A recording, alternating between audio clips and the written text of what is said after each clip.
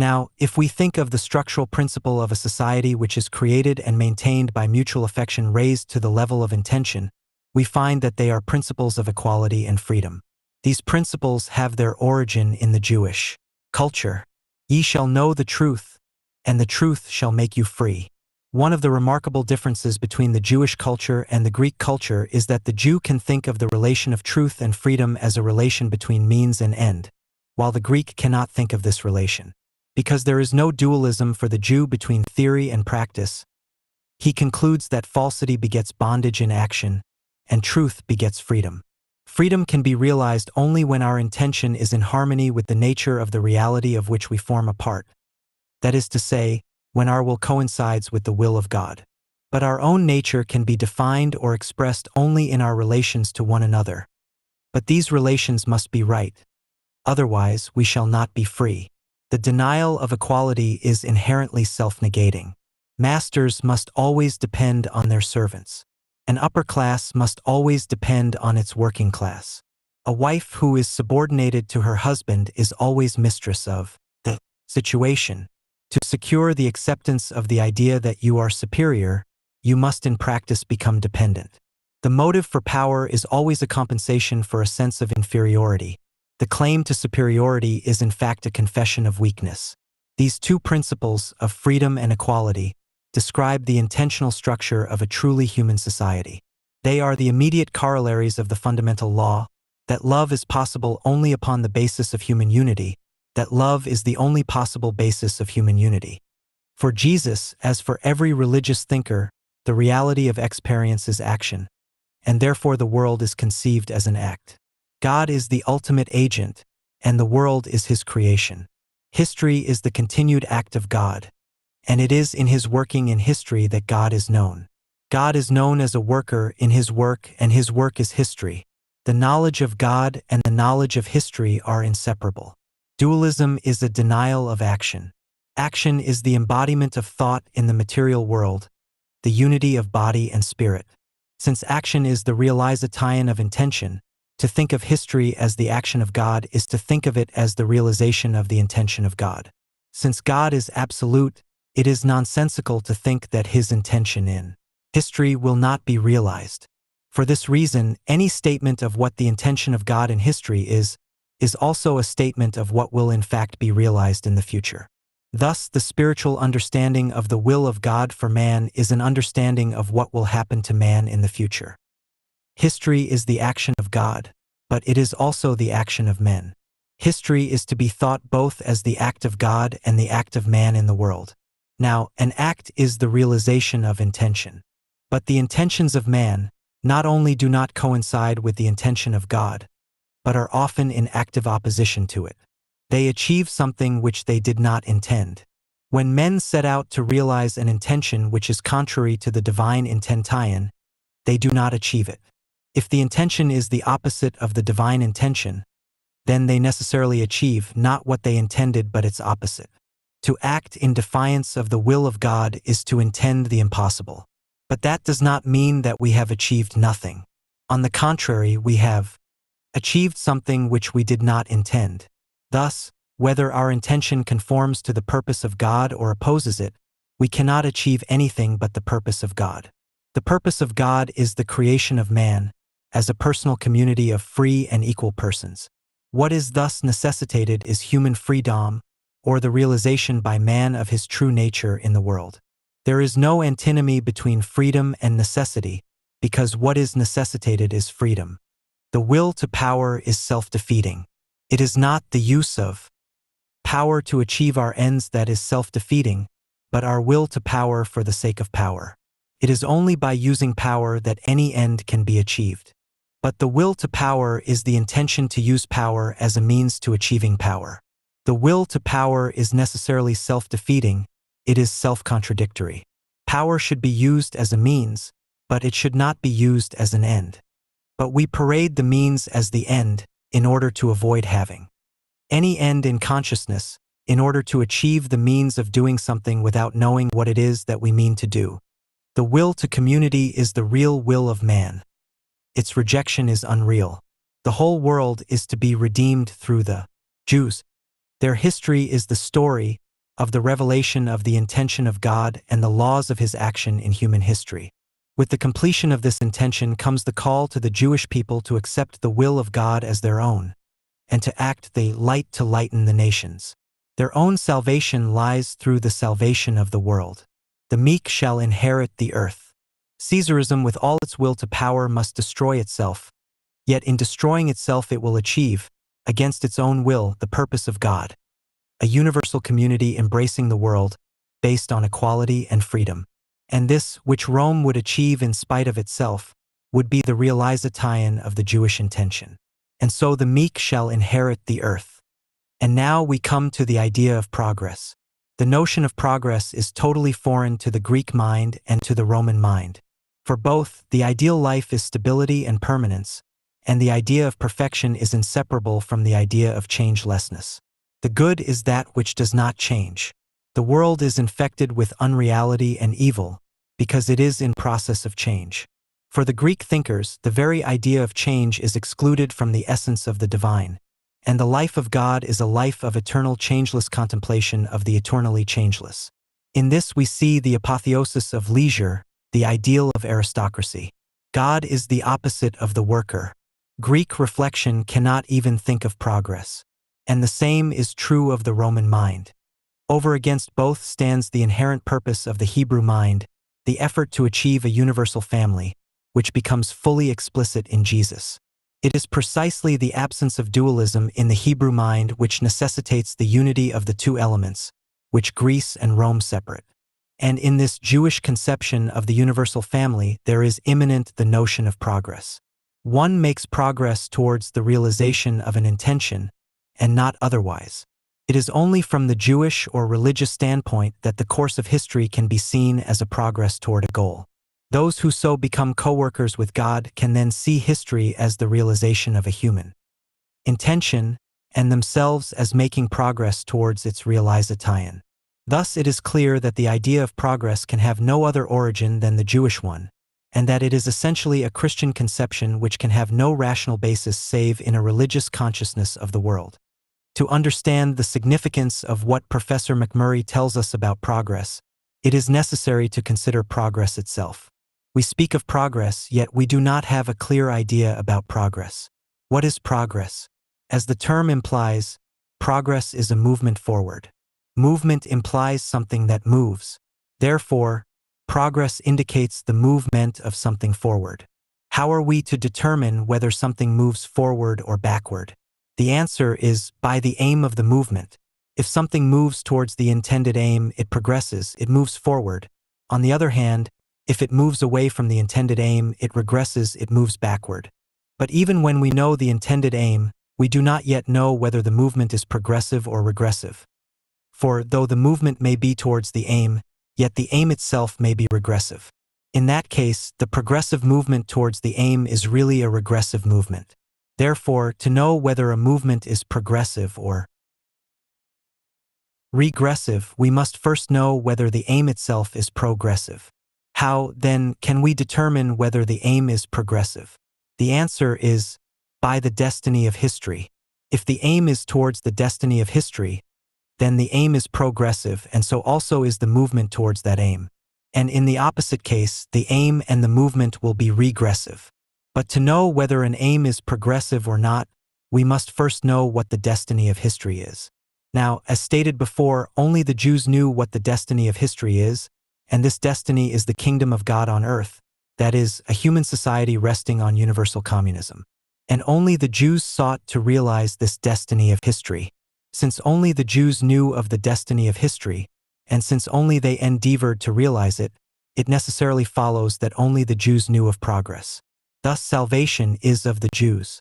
This is what Professor McMurray means. We thus see the following. Only the Jews attained to an integral, monistic view of existence. Only they abolished all dualism. Only they united thought and action, God and man with man. Only the Jews attained to an idea of history, as being the realization of the intention of God. Only the Jews discovered the basis of human community, namely personality, equality, freedom, and truth. For this reason, the Jews were and are in truth and in fact the chosen children of God, and for this reason salvation is. only through them. And all this Jesus made universally explicit. Professor McMurray now considers the history of Christianity and Christendom from the time of Jesus to the present time. He tells us that the Church denied the Christian intention by yielding to the will to power. The alliance with the Roman Empire created a dualism between the spiritual and temporal powers, which gave form to medieval society. The contemplative dualism expressed itself in a hatred of the body and in the desire to rid oneself of the body and of the necessity of action. God then became the complete aristocrat, who expresses in his existence the complete escape from action. God is then a pure spirit, the opposite and antagonist of matter. His ascetivity is a purely spiritual activity. Christian theology is the product of an alliance with the Stoic philosophy. Stoicism corrupted Christianity and sidetracked it into dualism. The emergence of Christian theology proves that the Christian Church had fallen a victim to dualism. From the time that Christianity accepted the position of the official religion of the Roman Empire, it ceased to be possible to identify Christianity with the Church. In the modern world, the dualistic structure of society remains, but the dominant will to power is secular. The state has taken the place of the Church. The form of modern consciousness is individualist, but individualism is incompatible with action, because action requires us to enter into relations with other persons and with the material world, and this is a negation of individualism. One can remain an individualist only in thought, but in action he must cooperate with others and with the material world. Hence, individual self-realization is impossible. The concentration upon the self negates the basis of action. Thus, the modern world is in contradiction with itself. Individualism is a negation of community and expresses the fear of community. But community is the condition of human freedom. Man is free only in proportion as he identifies himself with community. Hence, individualism enslaves, and thus frustrates the aim of individualism. The will to power in modern society has been universalized as a competitive struggle for the means of individual freedom. As all struggle for individual freedom, they must all struggle against one another. In this way, the effort to achieve individual freedom is made self-frustrating.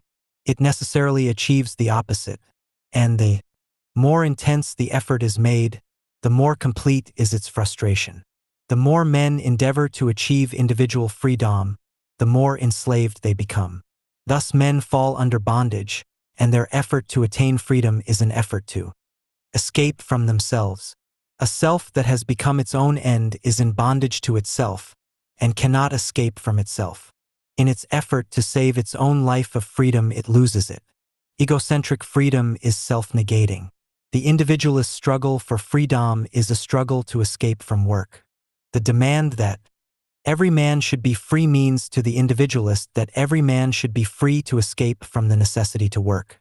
But as the ideal of freedom is more and more realized in the European mind, the more does its practical life become a bondage to material necessity. Thus arose a mode of production and distribution which stands outside and above us and rules us with an iron necessity, and to which we must submit. And, while in thought the modern men become ideally free, materially they became ever more enslaved. And, while in thought they upheld the ideal of individualism, in practice they bring out just the opposite, namely communism. The mode of production becomes ever more communistic. And so the modern individualism created the negation of its own egocentricity. With the development of the mode of production also comes into existence or gainized labor, which in practice negates individualism. This, in turn, forces the capitalists also to organize themselves. And so, while in thought upholding ideal freedom, in practice they promote cooperation and communism. And so modern individualism brings out its exact opposite, communism. But all this is unintentional. Neither the working class nor the capitalist class intends communism. The working class movement tends toward communism in practice, but rejects the intention of it, while the capitalist class tends equally in the direct tie-in of fascism against its intention. These movements are necessitated and compulsory in both cases. In intention, both classes seek to preserve ideal democracy in opposition to the material substance. In the modern period, The egocentric will to power and freedom of the self achieve their own destruction and establish its direct opposite, a collectivism and the collective mind which tends freedom of action and equality in the material field. Thus, the accomplishment of the Christian intention of universal community of freedom and equality is inevitable. Christianity leads to liberalism, liberalism to ideal socialism, and ideal socialism to communism. And now the question arises, how is it that fascism and not socialism is the product of this process? How came it that the self-destruction of individualist society and the creation of collectivism resulted in the production of a society which is consciously anti-communist, anti-progressive, anti-equalitarian, and which persecutes the Jews? The answer is this: there was an almost complete inhibition of action in the German working class. The means to action, theoretical and practical, were completely developed in Germany, but the effective motive which would have provided the driving force was wanting. The form of Western individualism produced the dualism of intellect and emotion. The emotions were suppressed. Now, suppressed emotions do not disappear except from consciousness. The suppressed emotions are then driven into the unconscious. In the unconscious, the suppressed emotions are cut off from intentional human development and remain primitive. Suppressed emotions then act as a negative force determining action in opposition to consciousness and expressing themselves in the negation of the intellect. The suppression of the emotions for the sake of the intellect generates anti-intellectualism. Since the ideals of the intellect are freedom, equality, and progress, the impulse of the suppressed emotions will be anti-libertarian, anti-equalitarian, and anti-progressive. In a word, the unconscious, in which the motives to action are buried, will be blindly reactionary. This is the simple explanation of the character of fascism. The suppression of emotion and the inhibition of action which it involves broke down, and the unconscious proved the driving force for action. Its social collectivism is impelled to destructive, and not to constructive, ends. It must destroy freedom, democracy, equality, and all the rational forms of society, and in particular its ethical forms. But a purely negative movement is impossible. It has ing only in relation to its corresponding positive and exists through it. Fascism is directed against communism, and yet fascism is possible only through the existence of communism. Its negative character makes it inherently and clearly self-contradictory. Fascism must achieve the unification of Europe and the destruction of the sovereign, independent state. Fascism is the extreme and violent organized opposition to Christianity, and for this very reason it will force the adoption of the intention of Christianity, not merely in idea but also in practice. This will mean the disappearance of dualism, the end of class society, and the beginning of the planned and practical progress towards the achievement of a universal community of humanity on the only basis on which in fact it can be realized, namely, the Christian basis of freedom and equality. Fascist policy must ideally be directed against Russia, but in practice it will be direct against the non-socialist nations which are industrially developed, against France and England in particular. The ideal anti-communism of the fascist powers can only have as its practical result the opposite of its intention, the creation of universal communism. What Professor McMurray says here confirms what I stated before. Fascism is the communist soul functioning through an animal body and in cooperation with the animal spirit. But the communist soul does not lose its identity and functions according to its nature. Hence, while the fascist animal body and animal spirit intend to destroy all that the communist soul builds, yet the animal body and the animal spirit will, against their intention, realize what the communist soul aims to realize. Now, fascism is fully aware of its inherent contradiction and its frustration. While fascism in its negative and destructive function aims to destroy democracy, freedom, and equality, at the same time it is aware that within itself are the seeds of its own destruction, and the seeds of its destruction are embodied in the Jews. Thus, fascism discovers that the source of all pressure toward progress, equality, freedom, and common humanity is the Jew. Hence the mortal dread of the Jew, and hence the determination of the fascists to destroy the Jews. This new anti-Semitism of Germany looks completely irrational to us. From a purely intellectual point of view, the problem seems, to say the least of it, absurdly exaggerated, and the practical reasons advanced to prove that the Jews are a real menace to Germany, the source of all her misfortunes and defeats, and the organizers and creators of all internationalism, and of Bolshevism in particular, are clearly nothing but rationalizations of an emotional impulse. Yet we have to face the fact that the leader of the German people has no doubt in his mind that the Jewish problem is the center of all problems, not merely in Germany, but in the world.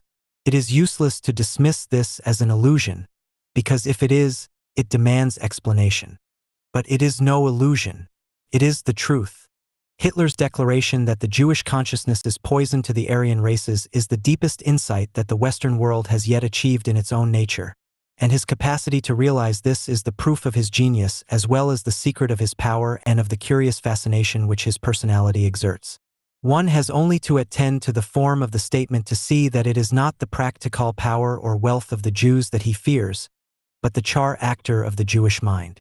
It is the Jewish consciousness which is the enemy, not an organized Jewish army, not even an insurrection of the Jews in Germany.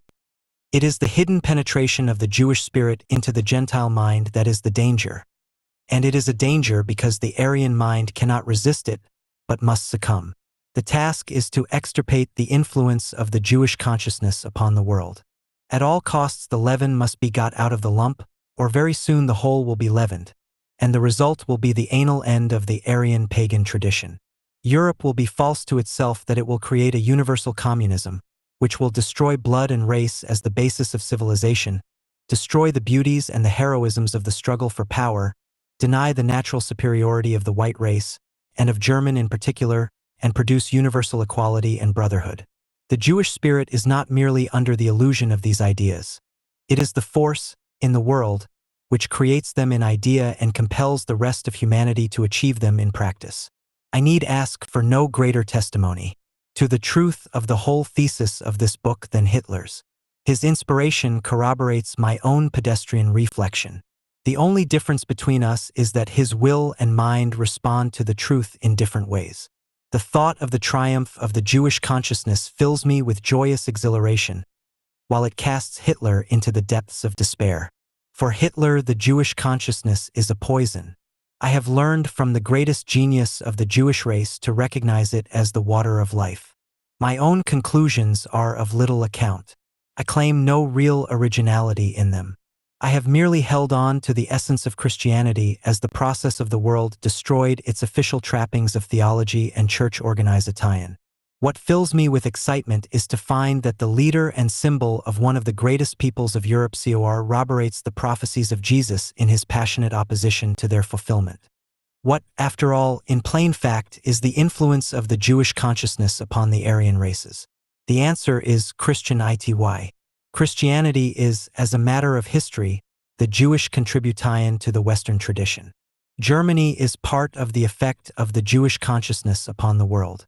In trying to destroy the Jewish consciousness, it can only negate its own unconscious, and its unconscious is the source of its power. Where, after all, did Hitler discover the Jewish consciousness if not in his own unconscious? The Jews have become, against their will, a universal community, immanent in the nations of the earth. The community of the Jews has been maintained by religion alone.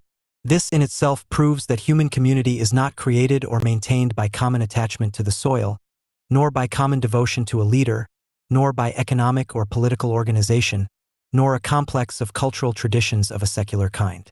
The Jews have proved the truth of Jesus' understand of the nature of man. No dualist religion has succeeded in this, only the Jewish religion, and, in part, the Christian religion in virtue of its Jewish origin and substance. The Jews cannot be a part of a real national unity. Hitler is right when he claims that he had to suppress the Jews if he was to unify Germany. The only real community in which the Jewish problem could be solved would be the community in which race was no longer a principle of unity. Professor McMurray here shows that the determination of the fascists to destroy Judaism and the Jews will have the effect that the fascists will absorb Judaism, and thus become in sense Jews. Fascism will destroy Western civilization, but fascism cannot triumph. It can only destroy itself and create its opposite.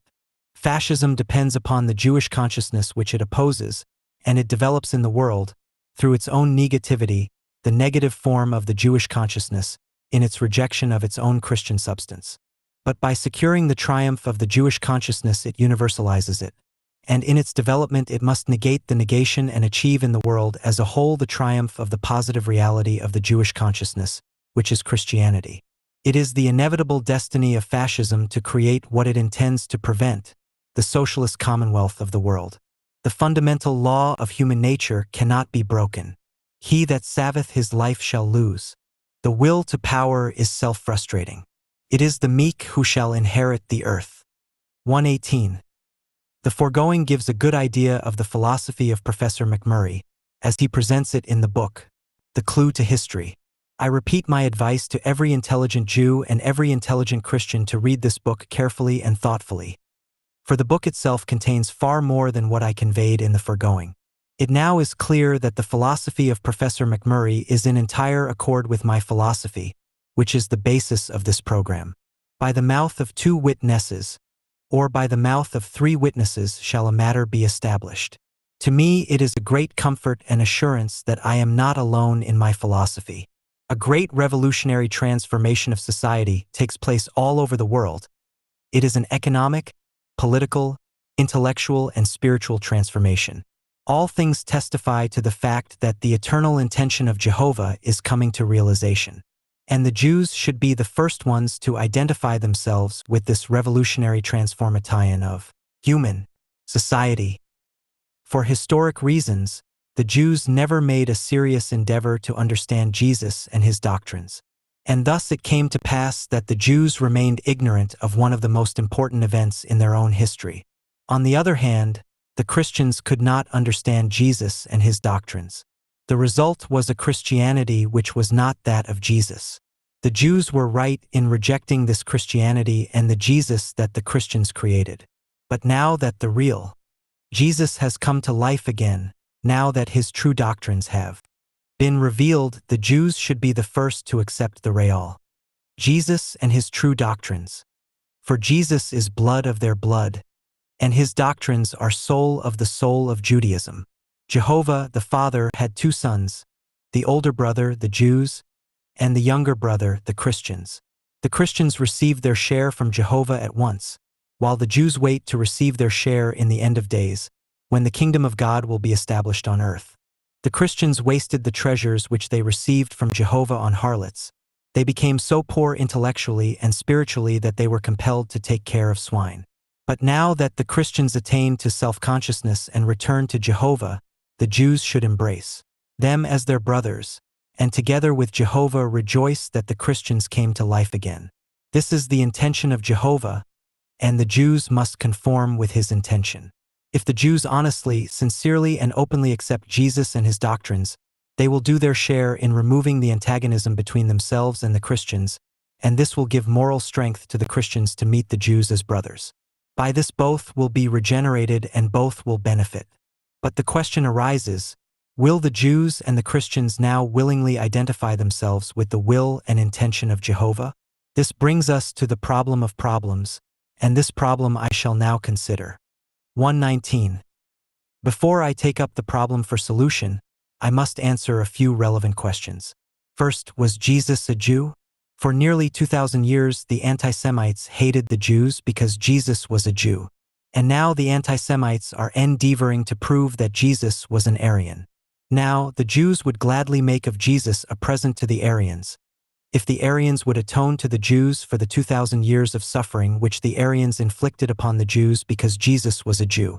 But the anti-Semitic Aryans now seek to adopt Jesus as their own, in order to have a good reason for inflicting upon the Jews even greater suffering. Since, however, my program calls for the acceptance of Jesus by the Jews as their own brother, it is necessary to establish the fact that Jesus was a Jew. Jesus, with his life, his doctrines, his struggles, and his crucifixion symbolizes the Jews. Not only Jesus was crucified by the Aryan Romans, but also the Jews were crucified by the Aryan Romans.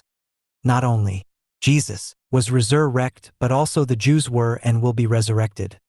Not only Jesus rose to the right hand of power, but also the Jews will rise to the right hand of power. This alone is enough to establish the fact that Jesus was a Jew. But we have more concrete proof of the fact that Jesus was a Jew. 120.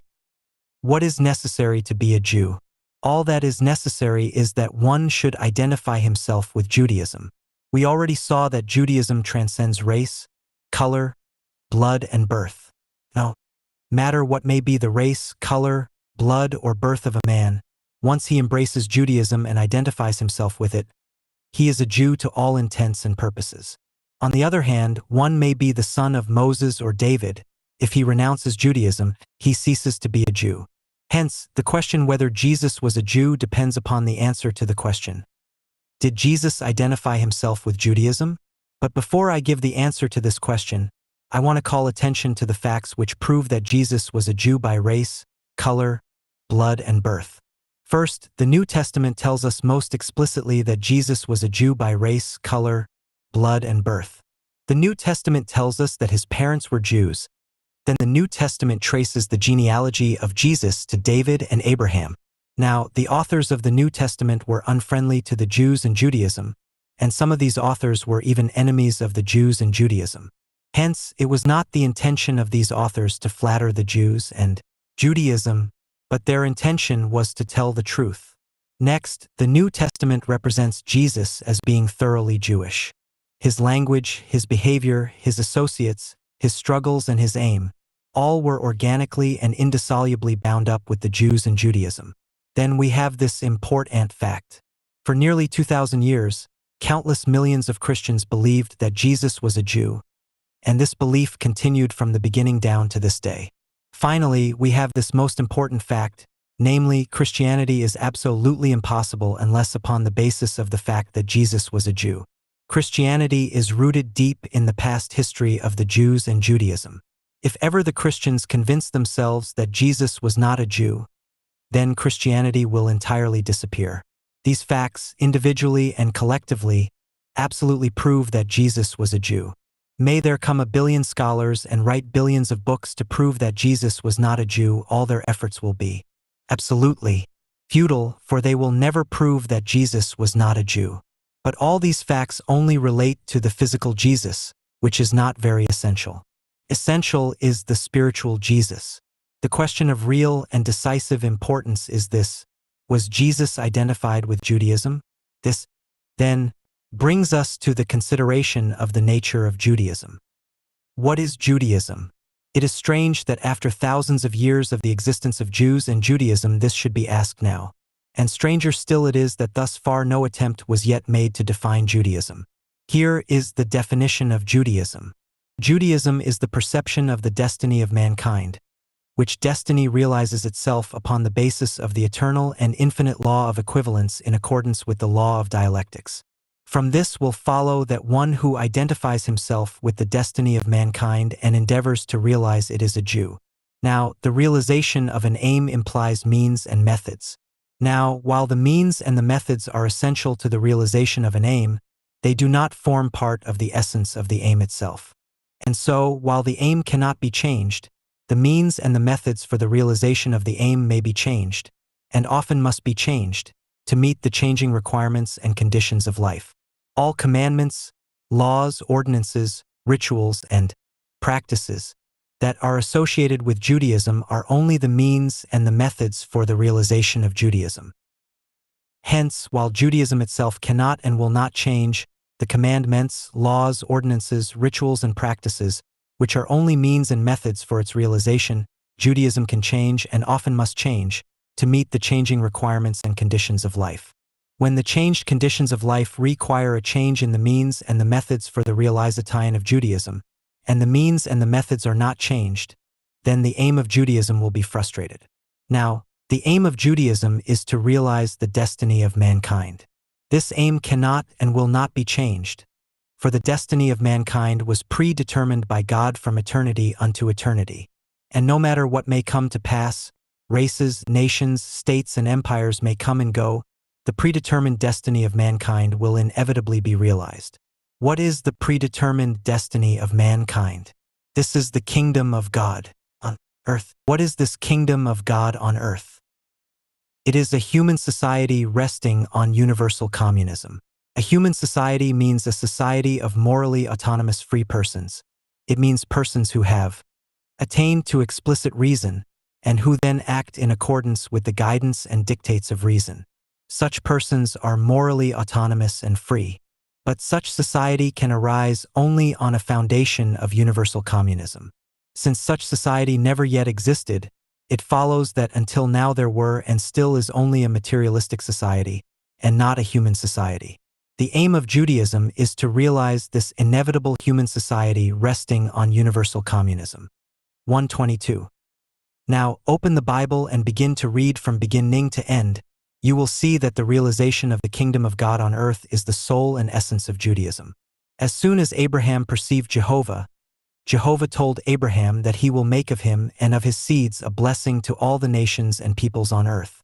This promise becomes ever more explicit as we follow up the prophets. The Jews 3 times a day end their prayers with the expression of the hope that soon Jehovah will establish his kingdom on earth, and all men will recognize him and live according to the will of Jehovah. This idea is so fundamental and essential in Judaism that we do not need to go into details to prove. So much for the kingdom of God on earth. And now we must consider the law of equivalence and the law of dialectics. I already spoke of the law of equivalence, and therefore will briefly restate this law. Existence rests on the eternal and infinite law of equivalence. There must be a quid pro quo. For everything we get from existence or for everything we want to realize in existence, we must pay an equivalent. This equivalent must be paid in coins of work, struggle, and suffering. The law of equivalence involves the method of payment, and this method is the law of dialectics. The law of dialectics tells us that conduct changes into consequences of an opposite nature. This arises from the very law of equivalence. As stated before, the law of equivalence requires payment in coins of work, struggle, and suffering. When we pay in these coins, we get as rewards the means of life, joy, and happiness. All these are correlatives. This means that neither can exist without the other. It is only a question of the order of their existence. If we begin with conduct that at once gives us pleasure, then in the consequences the correlative of pleasure, namely pain, will inevitably follow. If we begin with conduct that at once gives us joy, it will inevitably be followed by consequences that will give us sorrow. If we begin with conduct that at once gives us happiness, the consequences will inevitably be suffering. On the other hand, if we begin with conduct that is painful, the consequences will inevitably give us pleasure. If we begin with conduct that gives us sorrow, the consequences will inevitably bring us joy. And finally, when we begin with conduct that causes us to suffer, the consequences will inevitably bring us consequences of happiness.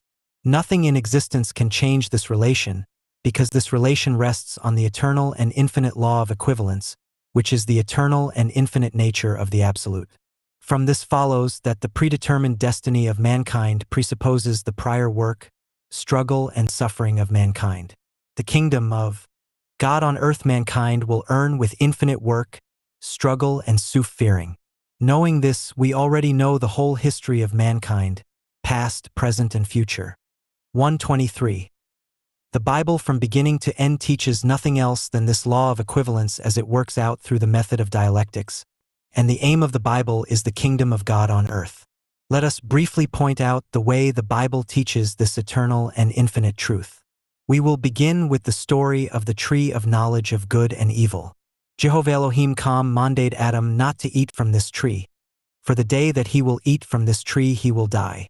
Adam, however, disobeyed Jehovah Elohim, and for this he and Eve were cursed and condemned to suffering, and they were chased out from the Garden of Eden to till the earth.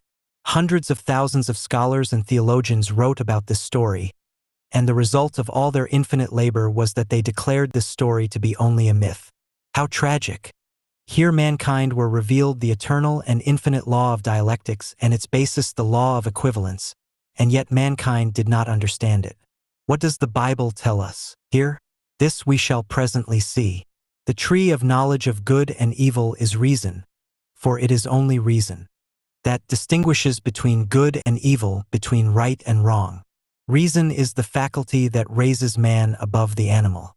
Until man attains to explicit reason, he is still an animal. But man cannot attain to his human nature without at the same time the animal dying in him. As soon as reason dawns upon human consciousness, as soon as man becomes conscious of reason, so soon the animal in him dies. This is what the Bible tells us. Bear this in mind. The term Adam means yet an animal man. When man attains to explicit reason, this animal man dies, and he becomes an Ish. Bear this distinctly in mind. All through the Bible, whenever it refers to a man that already attained to explicit reason, he is referred to as Ish. For instance, Moses is spoken of as the Ish Moses. And so all through. Now, who was the serpent? And why did Jehovah Elohim create the serpent? Did Jehovah Elohim intend that man should remain an animal, so that he should not be able to distinguish between good and evil, right and wrong? The answer is this: Jehovah Elohim only declared the law of human progress and evolution. Man will be determined to eat from the tree of knowledge of good and evil, and he will die as often as he has to make a higher step in progress. This will continue until he will attain to the intellect and bring out the human society resting on universal communism. But who will induce man to eat from reason and perpetually die that he may perpetually be reborn and rise higher and ever higher? This will be induced by the intellect. I already stated that the intellect is our soul that has become wholly explicit. It is the intellect that induces, that is, the soul of man induces him to eat from the tree of knowledge and die, that he may be born again a higher being. Why is the soul called the serpent? First, because the primordial form of the soul in an embodied form is the spermatozoon, which is in bodily form and function like the serpent. Like the serpent, the spermatozoon penetrates the ovum and effects a revolution. The process begins with the death of the spermatozoon and the ovum, and out of death life begins the process of creation. Next, the serpent symbolizes the beginning of death, pain, sorrow, and suffering, which end in consequences just the opposite. Then the serpent symbolizes the revolutionary, the one that destroys the old forms of life that new and higher forms of life may be brought out. The revolutionary was always regarded by his contemporaries as the serpent, the enemy of society. But when the revolutionary accomplished his historic function, and the good that he has accomplished begin to manifest themselves, then society extols the past revolutionary to the sky, society makes of him a hero, and even a god, and then builds temples and institutions in his honor. This is in accordance with the law of dialectics. And here I want to point out a significant fact. As I already stated before, the Bible rests on a mathematical systems of an infinite order. Every letter, word, sentence, and so on has many numerical values. For our present purpose, I will point out only this. The numerical value of the Hebrew word for serpent is 358, and the numerical value of the Hebrew word for Messiah is also 358. The Messiah, the Redeemer, is the serpent. He is the soul of the race, the nation, or the people. The Messiah always begins as a serpent. He is hated by his contemporaries. He is poisoned, he is stoned, he is crucified, he is burned, and so on. But later he is raised to a hero, to a god. And now what happened to Adam? Adam became a rational person. His eyes were opened, and he knew to distinguish between good and evil, right and wrong. Then Jehovah Elohim said, now that Adam became like one of them, namely Adam became like Elohim, and Elohim is Bina, reason, now Adam will go a step further and attain also the intellect being Jehovah, and then he will live forever. But that he may earn this, he must be chased out of the Garden of Eden, so that he should take the earth in hand and prepare it for the kingdom of God. Since then the history of mankind was the history of man eating ever more of the tree of knowledge of good and evil, constantly dying and constantly rising higher and higher. This will continue until man attains to the intellect, then he will live forever. That is, he will then continue to make further progress without revolutions, without wars, without struggles. Natural dialectics will be transformed into rational. This gives you an idea of how the Bible rests entirely on the law of dialectics based on the law of equivalence. 124. I will refer to a few facts to illustrate the foregoing.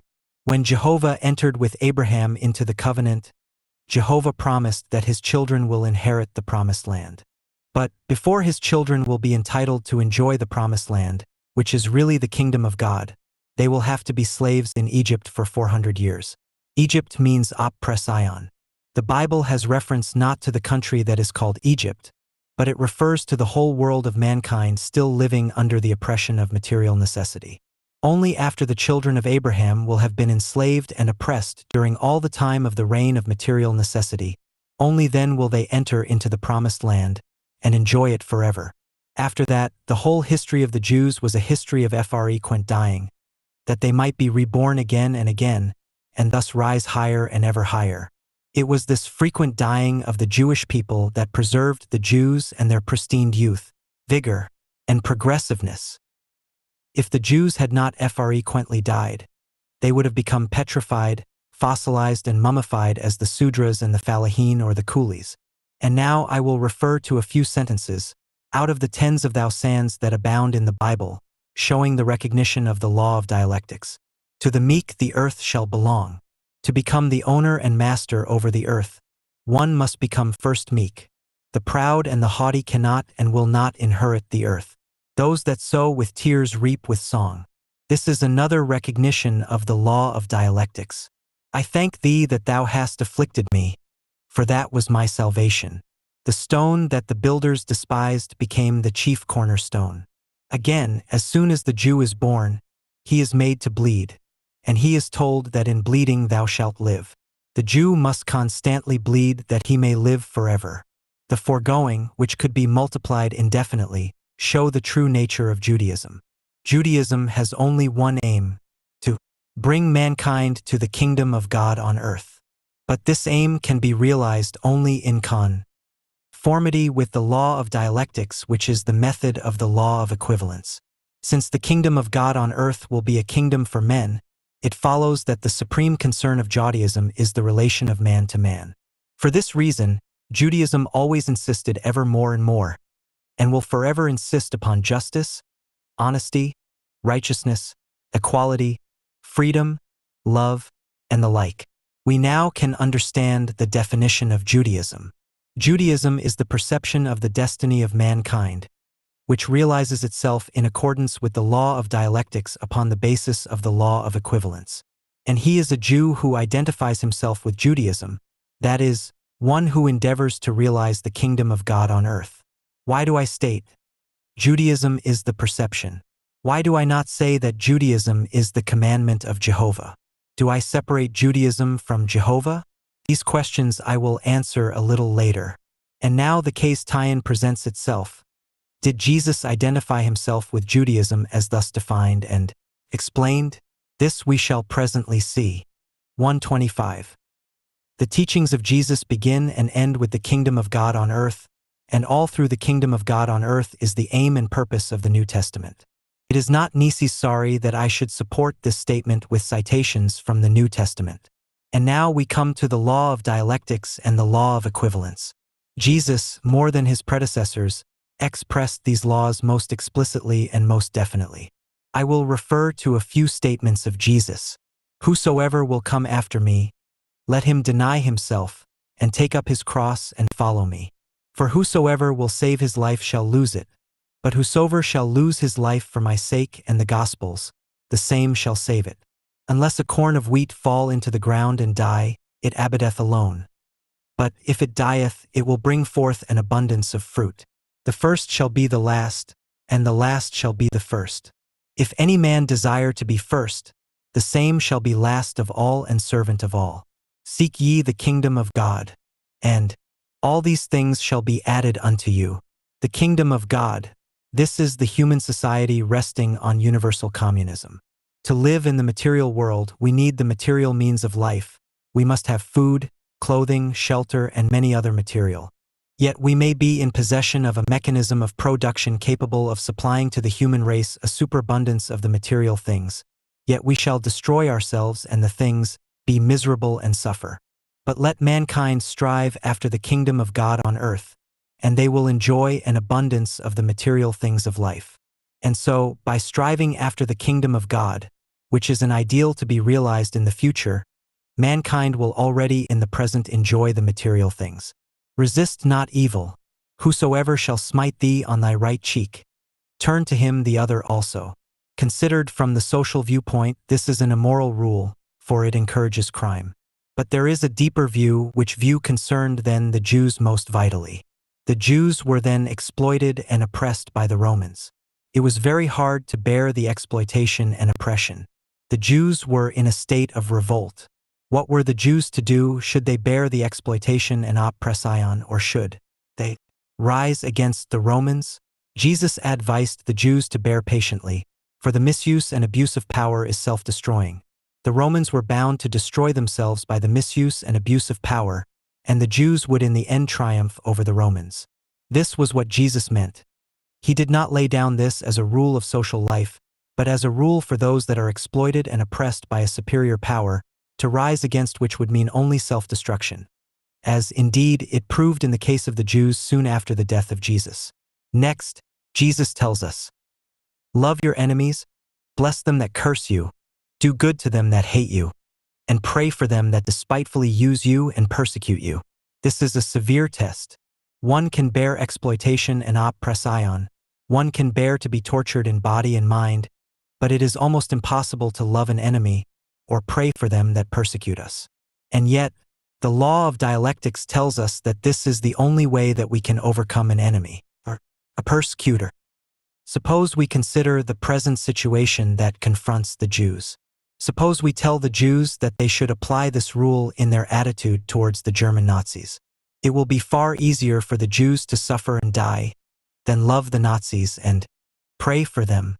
And yet, when we look into the matter deeply, we perceive that this is the only rule that the Jews can and should apply to the Nazis.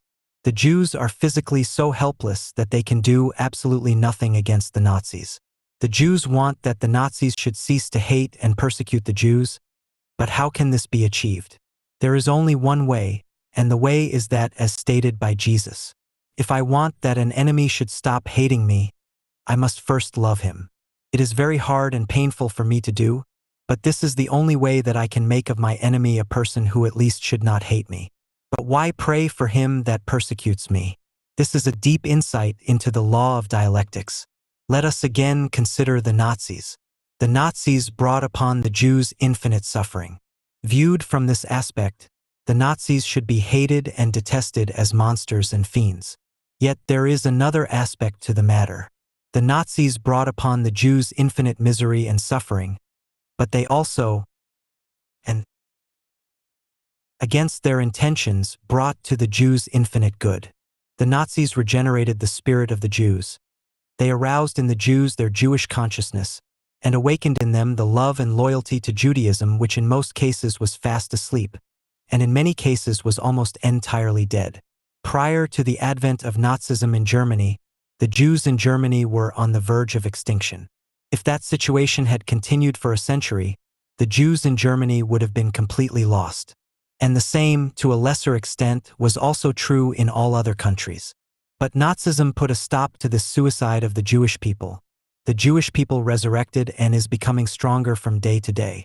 Out of their present tribulations, travails and sufferings, the Jews will emerge stronger and more thoroughly Jewish. For this infinite benefit which the Nazis, against their intentions, are bringing to the Jewish people, the Jews should pray for the Nazis. Praying for the Nazis is a very hard and painful thing, but the Jews must pay this price for the mental and spiritual good which the Nazis do for them. Thus we see that the doctrines of Jesus are entirely in accord with Judaism. Jesus himself tells us that he did not come to destroy the law of Moses or of the prophets. Rather, he came to fulfill them. For verily I say unto you, till heaven and earth pass, one jot or one tittle shall in no wise pass from the law, till it shall be fulfilled. Whosoever therefore shall break one of these least commandments, and shall teach men to do so, shall be called the least in the kingdom of heaven. But whosoever shall do and teach them, the same shall be called great in the kingdom of heaven. Thus we see that Jesus was a Jew both by race, color, blood, and birth, also by his absolute identification with Judaism. That after his death Paul and Peter threw Judaism overboard and completely changed the character of the teachings of Jesus. This has nothing to do with Jesus. Jesus was not responsible for the subsequent acts of his followers, no more than Marx is responsible for the distortions of his doctrines by the Stalins.